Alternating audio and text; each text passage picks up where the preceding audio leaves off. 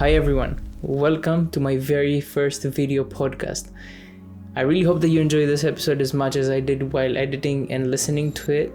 And in this episode, me and my friend are sharing our financial journeys of how we were able to become debt free. And if you're in debt currently and you really want to run away from those rainy days, this episode is definitely for you. And if you're not in debt, don't worry, there is valuable information for you as well, such as how to identify bad habits, how today's culture is affecting our spending habits, and how to understand your financial situation. And without any further ado, let's dive in straight to this episode. Let's take you to the journey of how me and my friend were able to become debt free and how we changed our spending habits. Hello everybody, I have today one of my best friends, Mr. Drone. And I'm not going to do the introduction. I'll have Drone do the introduction. So tell them who you are. Well, let me correct you. I am your friend and your accountant. I have been filing your tax returns from last 3 years. So Correct. I'm your friend and I'm an accountant. I moved to Canada 6 years ago. I'm an immigrant.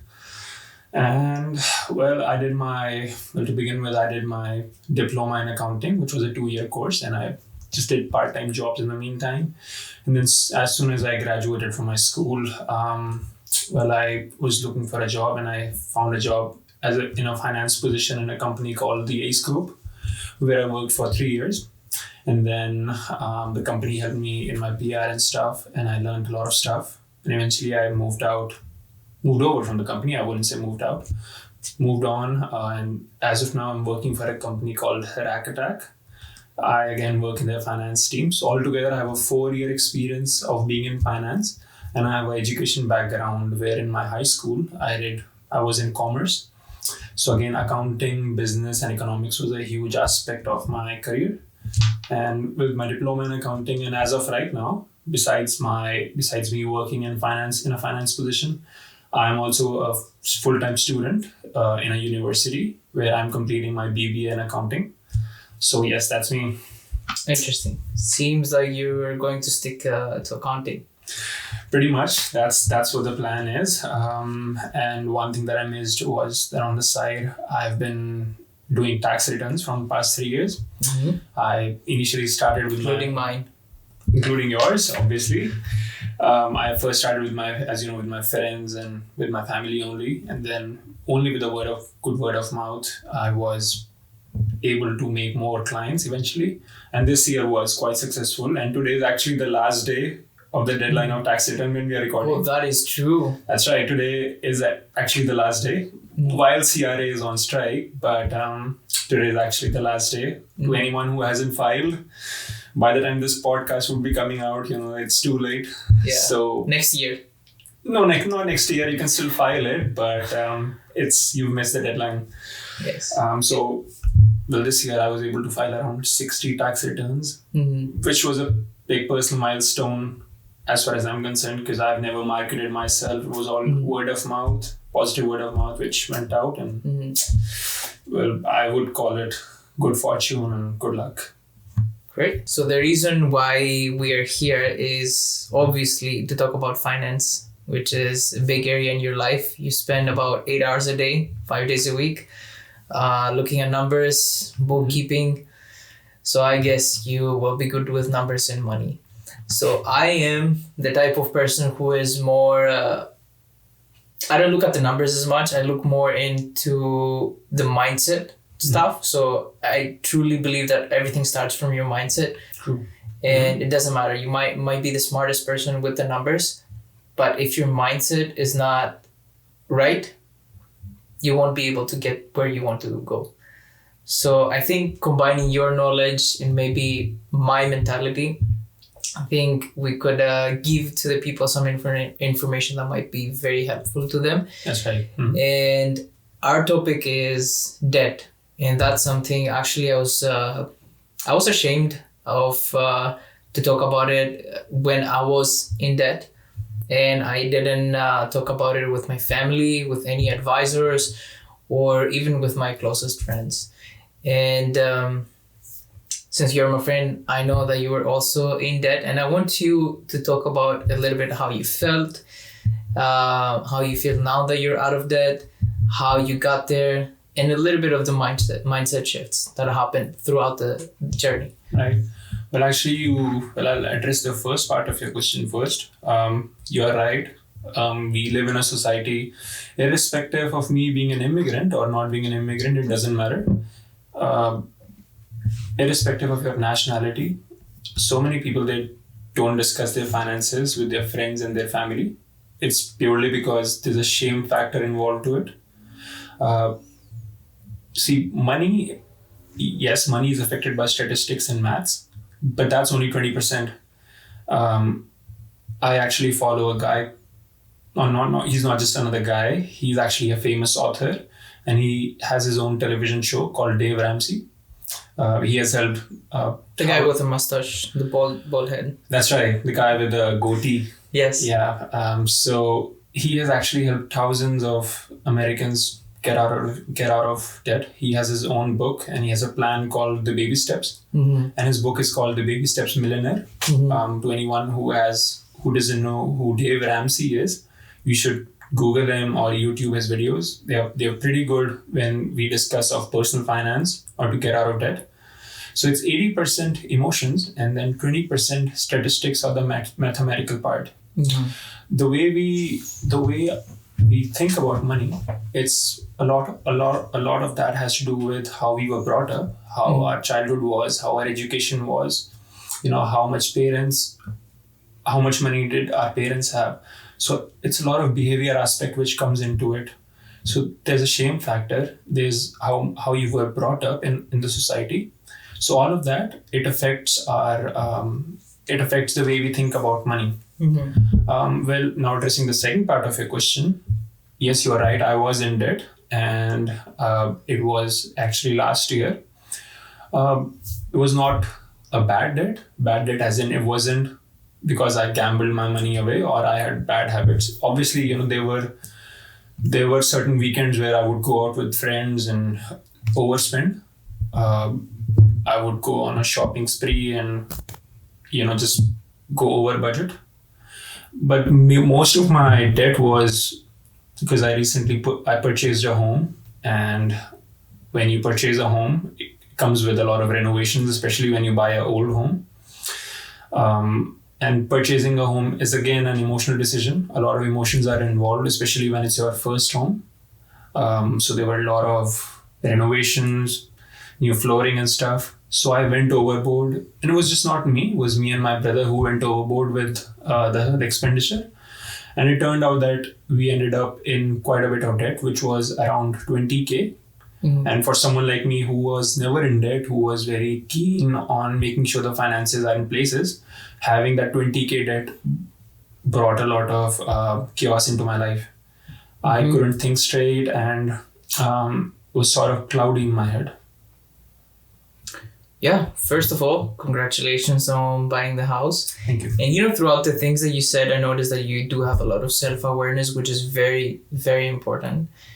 And you mentioned a few things like shame factor, peer pressure.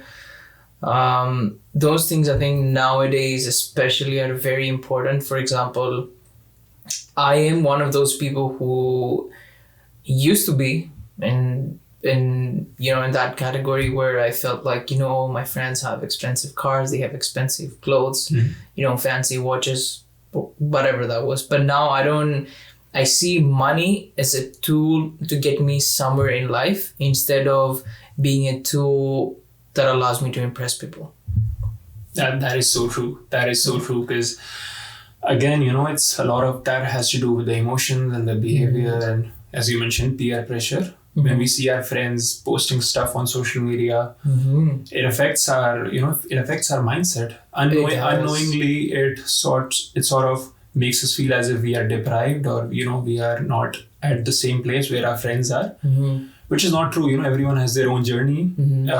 Everyone has their own path. There's no one common starting point, and there's no one common ending point. That's the thing in life. And I think especially when guys and girls at my age in their early 20s, we don't seem to realize that, and we go out there and we overspend, and we basically spend way more than we are actually making. That is how we accumulate a lot of credit card debts, and we have to borrow through line of credits and all of that stuff. So again, it's a behavior problem. An individual needs to reconcile with themselves and sort of make a budget on their expenditures and how to save and invest. Yeah, we had this discussion, off camera, and we also, talked about emotional spending. And I want to also touch on one thing that you mentioned last time off camera is, how the tap to pay culture has changed our mindset. Pay. Yes, Apple Pay, tap your credit card, whatever systems they have. So I want you a little bit to kind of like elaborate how that has changed from the previous years where we actually had physical money to pay. Actually, there were actually studies done and it's all documented. So when you're using physical money, which is a physical cash on your expenditure, when you give it out to the cashier or whoever, the pain level in our head is more compared to when we are using plastic money. And especially when you are using credit card, the pain factor in our head is actually less because it doesn't feel like as if the money is going out of our pocket. Yeah, very true. But when you're spending cash or when the money is going out of your debit card, because you know that the money is actually going out of my bank account, that the little pain factor in our head, that is way more than when we are spending through Apple Pay and credit cards. The whole purpose of I'm not a conspiracy theorist, but this is what I think. The whole purpose of bringing these credit cards and Afterpay and Apple Pay was eventually, to have people spend more. And that's why when you look at... It's not convenience. Well, it is convenience. It is convenience for the big companies because it's easier to bring out money from young adults and teenagers and I think that is now beyond just young people problem. People in their 30s and 40s. If you actually do a little bit of research, and if you look at the most recent research, North America, 80% of US. That's right. Yeah. The credit card debts are at their peak right now. Exactly, and I think they approved how many applications last year? It was like quadruple from what it was last year. So clearly, something isn't working out right, and a lot of people are in debt. They may not talk about it. See, whoever is listening to this podcast, if they just reconcile for a minute and actually think, when was the last time they had a discussion about finances or their financial position with their friends or even with their best friends? If you don't mind, I would like to share a small instance. When was the last time you actually discussed something with your best friend? Yeah, that's why I'm looking over the ceiling. I was like, I was thinking about it. I don't think I ever spoke to briefly, probably yes, I've mentioned that I was in debt, but I never specified a number or to actually sit down and be like, I started talking about debt when I was actually in the process of getting out of debt. When I was looking back and I was like, I'm actually doing it. I'm getting closer and closer to paying off that debt. That's right. That's the only time I had confidence to speak about it. See, that is because when you have a goal in your mind, when you are getting out of your bad habits, you like to share that with your friends. It's like when you go to the gym, you like to post pictures. Yes, right? When you are at the gym, you want to post pictures and share. Look, my biceps are getting bigger. And share your healthy lifestyle with them. So it's similar. When your financial health is getting better, you like to share with your friends. And when your financial health is bad, well, you want to avoid everything. Very true. That's very true. And I actually want to share something. My best friend, he lives in Australia. So I've known him from my early teen years. And it was only recently when I was in debt last year that I was speaking to him, and the topic of debt came while we were, just chit-chatting about our regular lives and our female friends. So we actually discussed about debt for the first time, and we had a good discussion about how our finances were, and we spoke for a good 1 hour. And then, at the end, we realized that we have been friends for over 10 years. It was only the first time ever that we actually spoke about money. Yeah, I don't think even though it's a huge aspect in our lives. Like, I mean, you can't live without money, obviously. That's right. But we never talk about it. I think we're ashamed. We are ashamed, or again, social media comes into play. We like to prove that we are better than everyone else. It's a rat race that everyone wants to win. When I was also in debt, at the beginning, it felt like it was an endless cycle. I would decide to get out of debt, and then I'll be like, okay, what do I need to do? Save money. Cool. And then a week later, I'll be at the same place. I didn't know where to start. And then one day I was like, you know what? I have no clue what to do. I'm going to write down every cent that comes into my account and every cent that leaves my account. And I want you to start slowly, just touch on your story. How did you get to the point where you were like, I need to get out of this debt? And then what did you do? What were the first steps? Where did you start? Like, I mean, I don't know. Did you Google anything, or was it just a mindset shift? Okay. So my debt was not all in one credit card or all at one place. It was scattered. And I'm sure a lot of people, a lot of listeners, and you, even your debt would not be just on one single credit card. It would be scattered. So my debt was scattered in 2 credit cards. I had taken one personal loan, and then I had I would say 1 line of credit. That all together turned out to be around $20,000. So it was all scattered, and like you said, I wasn't sure which one I should clear out first. I was saving at the same time. I was investing at the same time while I was clearing out my debt. So my efforts were all over the place. So that's when I got introduced to Dave Ramsey, the guy that I was mentioning before. How did you come across? So I just YouTube, man. I just simply went on YouTube because I was all over the place, and I just typed there how to get out of debt.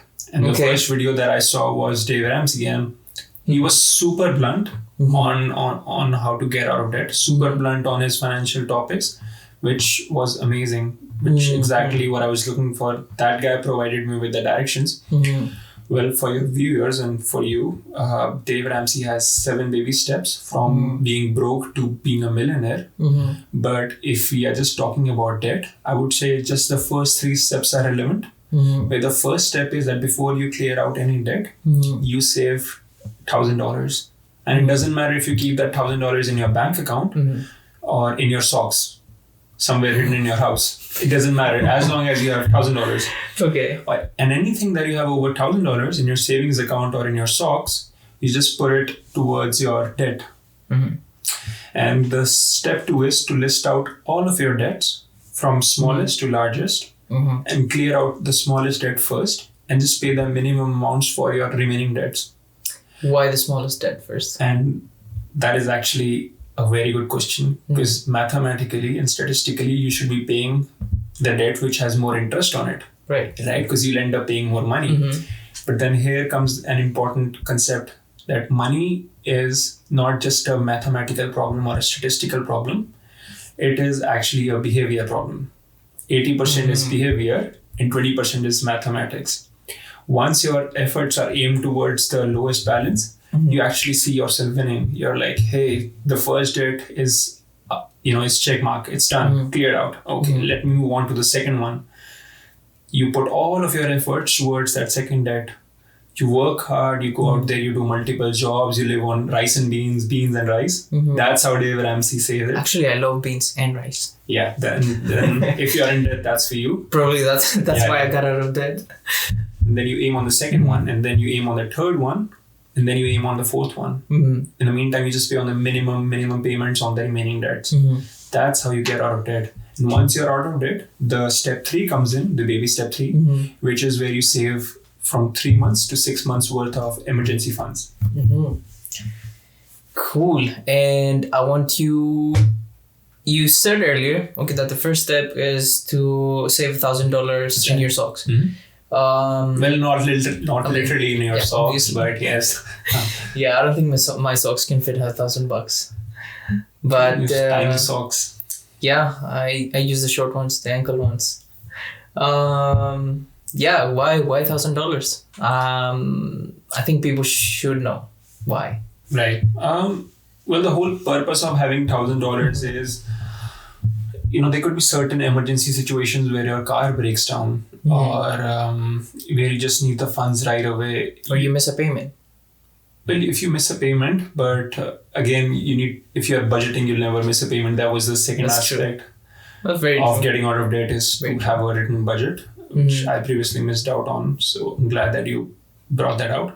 But the whole purpose of saving $1,000 is, just to have that little bit of confidence, of that small umbrella in this huge thunderstorm. Very well said. Which protects you from the rain, from you getting wet. True. So it's that just small umbrella in a thunderstorm. Let's put it that way. Yeah, I like the way the analogy that you used. Yeah, for the rainy days. Yes. And I think, like I said earlier, the first thing I did, I didn't watch any videos. I didn't go on Google. The first thing I did, I was like, hold on, how do businesses work? I was like, they have expenses, they have the revenue, and their profit is whatever remains, right? Right. So they subtract the expenses. I was like, I should start thinking like a business. And then what I did, I opened a Google Sheet. I entered all the shifts that I did. Right. I entered, even if I went overtime on any of those shifts, I would just update it right away. And then I'll include I'll create another column, and I'll include all my expenses for that month. I had my fixed expenses and my variable. So my fixed were, I don't know, I'll say a few random things like my rent, my insurance, car insurance, the gas. I also had a budget on that one. So, and variables were like food, like eating out, obviously you need to enjoy yourself, but with a limit when you're in debt. And then I would start seeing all my bad habits. When I would update my expenses, I'll be like, oh, I'm spending too much money on eating out. Especially, for example, if I'm doing double shifts, then I need to start cooking at home. Then I would see all those bad habits, how they were accumulating, and I wasn't able to see because I was conveniently tapping my card to pay. Right. And I think that was a huge factor that really shifted my mindset, helped me see clearly all my bad habits. And then once I was able to pay off my debt, I got to the stage that you mentioned to start building a financial runway of an emergency fund for 3, 6, or 12 months.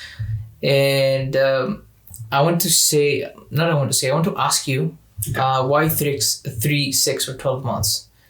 Why 3, 6, or 12 months? Yeah. Well, it depends. The whole idea is with economy shifting so much, with any pandemic right around the corner, just to have a safety blanket, it is very important that you have 3, 6, or 12 months. And the whole idea behind that is, see, if you have multiple jobs, if you're working 2 positions, you can just have 3 months worth of emergency funds. And the reason is, even if your one job, something happens, something goes wrong, you still have another job to rely on. Right. But if you just have one job, you should have around 6 months worth of emergency funds. And the whole idea is, you never know with the economy and the pandemic. Very true. If your job just if you're laid over from your position, or something goes wrong, if you are fired, let me put it that way. If you're fired tomorrow from your job, if you have some funds in your bank account, you're not worried, you're not afraid. You can apply for more jobs. Do not rely on the government. That's right. That is so true. Don't rely on the government. Yeah. If you have that 6 months, you have the time. You have the time to find a decent job. You don't have to do an odd job while you don't need to stress pretty That's much. right.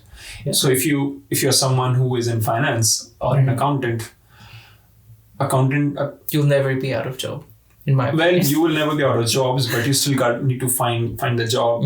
Ideally, every company that needs an accountant will take a little bit of time in doing the research on you, making sure that you are an ideal candidate, because managing someone's books is very critical, especially with all the tax stuff which comes into play, and balance sheets and income statements. So I'm just giving you from my perspective, any employer will spend decent amount of time on to find an ideal candidate for their company. So in the meantime, while they are picking and choosing, you have the funds on the background, making sure that you can still fund the lifestyle that you're in. Simply because your job, you are no longer employed, shouldn't mean that from next month you're not able to pay your mortgage or your rent. So just having that emergency funds, so you can fund your current lifestyle is very important. And within those 6 months, if you are smart enough and you're intelligent enough, you will eventually find a job. Yeah. So that's the whole idea of having emergency funds. And what would you suggest should be the goal after having an emergency fund? Let's say I got out of debt. I saved up 12 months of expenses. Right. What do I do now? I still have a job. What do I do? Well, then you start enjoying your money actually. That is when you start going on vacations. Again, don't go overboard with your vacations. Budgeted vacations. Yes, that's right. Budgeted vacations, then you can enjoy your money and you can actually now start investing. Now, this is where the investing aspect comes into play. Now that you don't have any debt, you have your savings of 3 to 6 months, you can actually start investing. And depending on how much risk taker you are, you can start investing in ETFs, in mutual funds, of which I'm a huge fan and advocate of, because so many people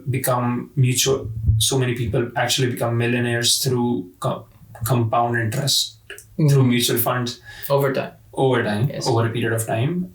There's no overnight success here. Yeah, that's for sure. That's for sure. There's no get rich quick scheme. Yeah, it takes a long time, but over time, if you are consistent and persistent, whatever you may call it, eventually you will have financial freedom in your life, but it will take some time. So start investing in the assets that you believe in. It could be real estate, it could be, like I said, mutual funds, ETFs, but that's a whole lot of different discussion. Yeah, that investing aspect reminds me of a quote always for some reason, because I used to look to a lot of people who invested like 5-10 years ago, and then like, oh wow, they invested when they were 20. I'm 25 now. I'm not 25, but anyhow, I'm 28. Older. Yeah, I'm older. I'm 28.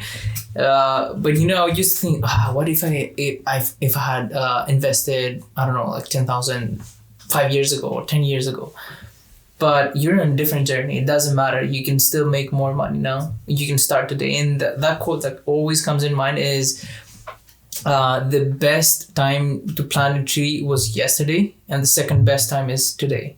See, So you can start now. That is so true. We're not in a race. We are not in a race. There's no starting position. There's no ending line. You need to understand everyone has their own journey. Yeah. It's never too late, or it can, and it's never too early, I would say. Even teenagers, even if you are a teenager and you want to start your investing journey, just go for it. Just don't look for a sign. And with our generation especially, we are the generation that has so much information out there. For any company that you want to invest in, you can just look their financials from last 50 years, from last 20 years, see how a company has done over last 10 years. See how you can see the predictions on how the company is expected to do in the next 10 years. With so much information on our hand, and with AI being around, I don't see a reason. Oh boy, that scares me.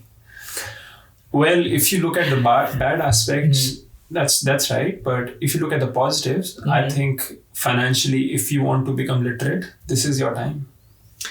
Yeah, and you said investing is the next step after you've saved up your emergency fund for a year, 6 months, whatever it's works best for you. And I think when we talk about investing, we mostly think about investing in stocks or real estate. We rarely think about investing in ourselves. I know it sounds very cliche, but whatever, I don't really care. I think investing in yourself, in skills, you need to really sit down with yourself and I think really compare the ROI. What are you looking for? Are you a risk taker or are you not? Like, would you prefer to go the safe route and invest in stocks and see your money grow over time? Or would you rather invest in skills, go out there, work hard and, have a faster ROI on your skills that you're learning? That's totally up to you. And that's like investing in skills that are marketable, of course, and, see how you can market yourself in order to grow financially. And also investing in yourself, I truly believe is also, that could be a nice vacation. You worked hard for 9 months and you're investing, I don't know, you've budgeted your vacation for 1 month and you spent a really good time, you recharged and you're back at it again. Another year. That's life. Right. I think we're not in a race. We should be enjoying life because we only have one. And I think the most. Go ahead. Point at something. So I was listening to an accountant. I would say yesterday. I was watching a video. It was posted by an accountant. I just don't remember the name right now, or I would have recommended that video. So that accountant actually mentioned that there are 2 ways in which people can get financially rich or financially free. The 2 ways are either through savings or through increasing their income. The point that you mentioned, that if we invest in ourselves, as in if we increase our education qualifications or if we add more skills or just learn anything which will help us growing in our current job position or in our professional world, that will, what do you think that will affect? Will that affect the savings or will that add to our more income? Could be both. It really depends on your goals. So the correct answer is that it will add to your wealth, because as your skills increase, as you add more skills on your resume, you are eventually expected to grow on your current position. And if you're not growing on your current position with those extra skills, you can obviously move on to a different position, or you can start your own business, right? Now that you have more skills, and ideally you will make more income. Yeah, I see what you mean. Yeah, I'm leaning towards that side because I don't know. I feel like the 9 to 5 is broken and I want to get out of there. Well, see, broken from my lifestyle, from the lifestyle that I want. See, I wouldn't call it broken, not because I am working a 9 to 5 job. See, you need to understand that 9 to 5 actually provides you with a balance of life, where there's limited liability on you. Just because if your company fails doesn't mean that you are a failure. You can obviously move on. Absolutely. You can move on. I think it's an exaggeration to say that 9 to 5 is a scam or 8 to 4 is a scam. No, I wouldn't say it's a scam. Let me. Okay. I'll say it with very different words. Okay. I think from my lifestyle, from what I want, I feel like I'm much better off when I'm able to express myself creatively. Yes. And I'm able to share something that I truly believe in my own way. I think there is ways to make money through that. So I would rather do that than sitting at a job that I don't particularly enjoy and then have less time to things that I enjoy and I'm being able to market them. That's right. See, if you want to maintain longevity in something, thank you. The ideal way is that you enjoy the position that you're in. If you're not enjoying your job or if you're not enjoying the career that you're in, it won't go for a long time. You cannot fake it for a long time. Eventually it's going to come out. It will start affecting your mental health, your physical health. So you're right. For if someone doesn't see a scope in a regular office job where they have to sit for 8 hours in front of computer or they have to deal with clients. Yeah. Not everyone is built to do that and not everyone is happy doing it. So I would say just you have a different perspective, and anyone who is working a regular office job will have a different perspective. Yeah, there's nothing wrong with 9 to 5. And there's no wrong or there's no right. Yeah, whatever works for you. You might have a different lifestyle. You might be okay working, I don't know, how many months do you get vacation? Like, how many weeks do you get? 3 weeks. 3 weeks vacation in a year? Yes. Yeah, if you're just fine getting a 3-week vacation, paid vacation, and working 9 to 5 Monday to Friday. That's right, yeah. Totally fine. And if it works for your lifestyle, that's fine. If you want to live in one city, be able to go home and spend time with your family, go for it. That's right. If it works, it works. Yeah. So I think we covered all of the things that I really wanted us to mention. And I'll just quickly recap. So if people do not want to watch the entire podcast, they can quickly jump in to the end. I'll start again quickly from your story that you are an immigrant. You've been here 6 years. You worked in accounting. You have background. You studied in India accounting. Is that correct? It was commerce. Commerce. So they have, in high school, they have commerce. Either you can choose medical, non-medical, or commerce. I chose commerce, yes. So commerce in India, came here, studied accounting. Now you're doing your... bachelor's, BBA. Your bachelor's. Okay, your BBA. And you filed taxes for some clients. And you also work for Rakatak. Mm-hmm. Very good stuff. I don't know a lot of the things that you've said, honestly, but accounting to me sounds very hard. And I remember when you did my final exam. When I did your final exam? Yeah. I would be probably still in school. Trying to pass that course. You're fine. You're fine. So thank you. And yeah, we share a similar story about debt. We were both in around 20K debt, and we paid off our debt by making conscious decision to sit down, understand our situation, be realistic where we are. And start, creating a budget to understand where our money how much money comes in, how much money goes out, understand our habits, and kind of, leave our, I would say, social media and our friends for some time in order to get out of debt. That's right. Not feeling the need to impress anybody, not making emotional financial decisions, and then consciously actually starting by paying off, by saving $1,000 for emergencies, and then slowly moving into paying off the smallest debt first in order to create a snowball effect, in order to boost yourself mentally, that you can pay off the rest of your debts. And then once you're out of debt, congratulations. You start saving for your emergency fund, whether that's 3, 6, or 12 months, depending on your situation.